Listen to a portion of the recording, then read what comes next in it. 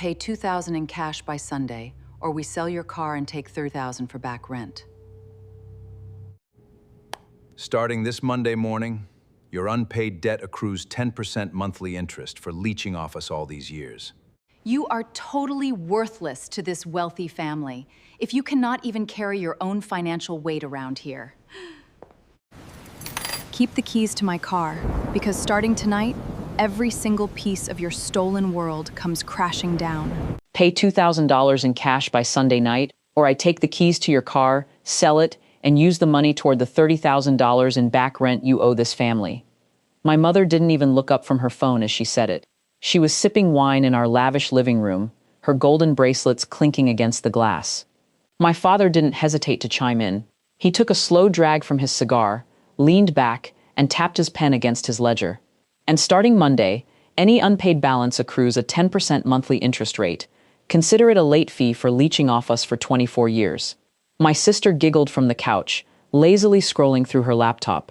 I mean, honestly, it's about time. Some of us actually contribute to this family's image. You're just a glorified charity case. My aunt nodded in agreement, placing a faux sympathetic hand on my shoulder. Her grip tightened just enough to feel like a trap. We're only doing this because we love you, dear.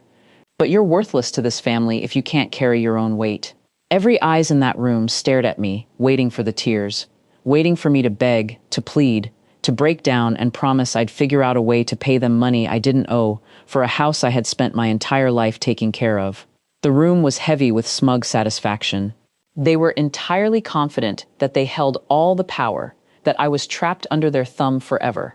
I didn't scream. I didn't shed a single tear. I slowly reached into my purse, pulled out my car keys, tossed them onto the glass coffee table, and walked straight out the front door into the pouring rain. That was their first mistake. They had no idea what was coming. To understand how I ended up on that porch in the rain, you have to understand the family I was born into. My parents were obsessed with appearances. They lived in an expensive gated community, drove European luxury cars, and threw lavish dinner parties for their high society friends. But behind closed doors, their fortune was a fragile house of cards held together by posturing, massive credit lines, and dark secrets.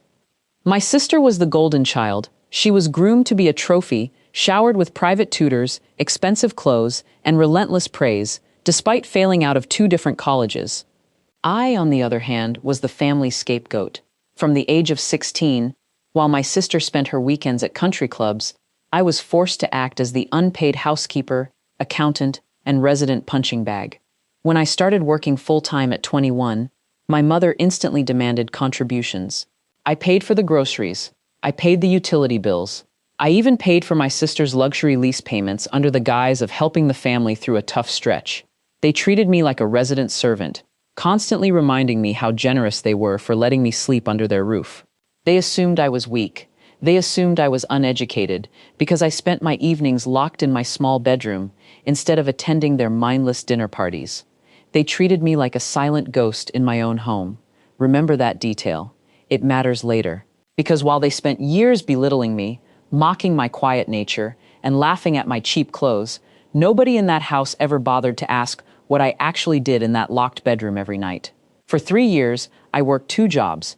By day, I worked as a mid-level paralegal at a mid-sized firm, but by night, under a completely separate legal identity and remote setup, I was the head forensic audit associate for one of the largest corporate restructuring and private equity firms in the state. I was earning a 6-figure salary.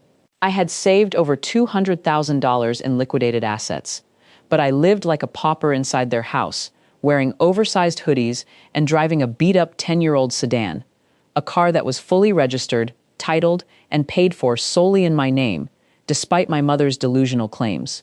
Why stay? Because 6 months prior, my firm was privately retained by a massive wealth management corporation to audit a network of fraudulent offshore shell companies that were systematically liquidating assets to dodge federal taxes and bank foreclosures. When the file landed on my desk, I nearly gasped. The paper trail led directly to a series of fraudulent high-interest loans, forged property titles, and falsified tax filings. The mastermind behind the operations, my father, coached by my aunt, using my mother's name as the primary liability shield to keep his own credit score pristine. And the worst part was still ahead. They hadn't just committed fraud against the government.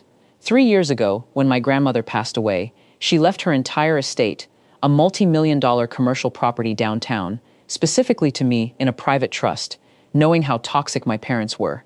My father, serving as the temporary executor, had forged my signature, dissolved the trust, and funneled the liquid proceeds into his own sinking business ventures, while using the commercial property as collateral for his loans.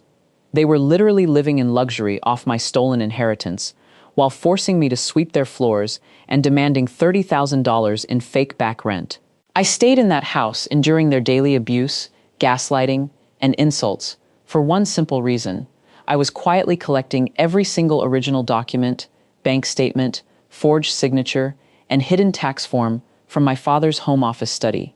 Every single night they thought I was crying in my room. I was scanning documents into a federal evidence portal. The Sunday deadline arrived.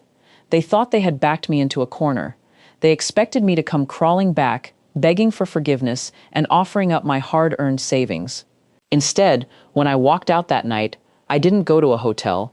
I drove straight to my attorney's office, signed a series of formal whistleblower filings, and authorized the immediate freeze and seizure of all disputed assets tied to my grandmother's trust. Then, I turned off my phone, checked into a quiet apartment across town, and waited. They had no idea that by setting an ultimatum, they had forced my hand to execute the filing 48 hours earlier than planned. 1 week later, the storm hit.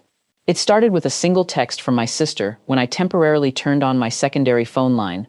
"Mom saw something in the mail, please reply." 10 minutes later, a frantic message from my aunt. "They're sobbing, call home right now, what did you do?" I didn't reply.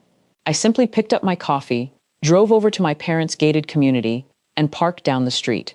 The scene unfolding outside my childhood home looked like something straight out of a movie.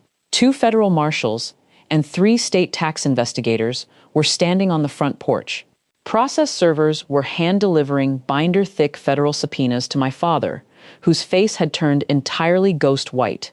My mother was standing in the driveway in her silk bathrobe, hyperventilating as flatbed tow trucks systematically hauled away their luxury sports cars. My sister was screaming at the officers, hysterical as they placed legal seals on the front doors of the mansion. My aunt was pacing the lawn, wildly waving her arms, realizing that her name was listed as a co-conspirator on the financial fraud counts. This is where everything changed. I slowly stepped out of my car, dressed in a tailored blazer, holding a dark leather portfolio. I walked up the driveway with absolute calm. When my mother spotted me, her eyes lit up with a delusional surge of hope. She sprinted toward me, her voice cracking. "Oh, thank God. You need to talk to them. Tell them there's been a mistake. Tell them you live here. Tell them it's your house, too." My father stumbled over, his arrogance completely shattered, his hands trembling as he held the legal notices.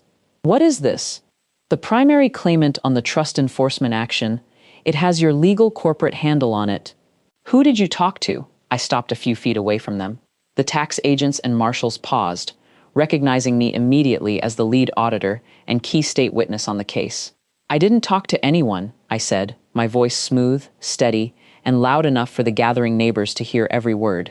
"I just turned over the files you left in your unlocked study, the ones proving you forged my signature on my grandmother's multi-million-dollar estate." My mother froze. My sister gasped, taking a step back as if she had been slapped. You ruined us!" my father yelled, his voice breaking as tears finally started stream down his pale face. "We are your family. How could you do this to your own blood?"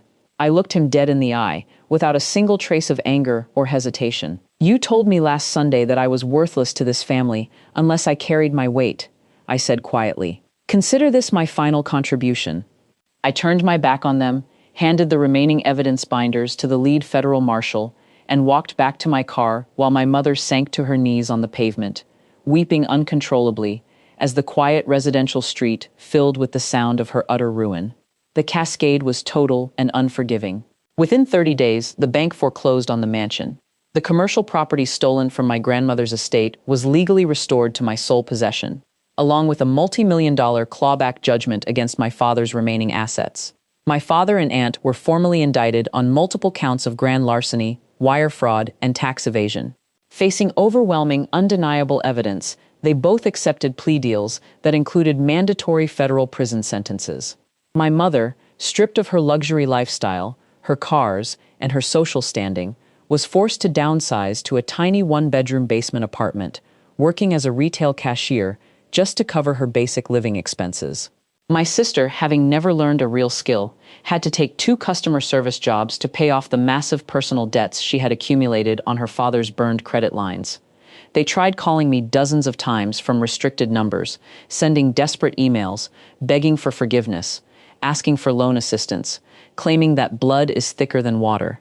I blocked every single number. I changed my contact details and moved to a penthouse apartment overlooking the downtown skyline, funded entirely by the revenues of the commercial properties my grandmother intended for me to have all along. I didn't celebrate with loud parties or vindictive social media posts. I simply sat on my balcony in silence, enjoying the quiet peace of a life finally free from toxic abuse. They thought they were holding all the cards, but they forgot one basic rule of life. Never push around the quietest person in the room, because you never know when they're the ones holding the key to your absolute destruction.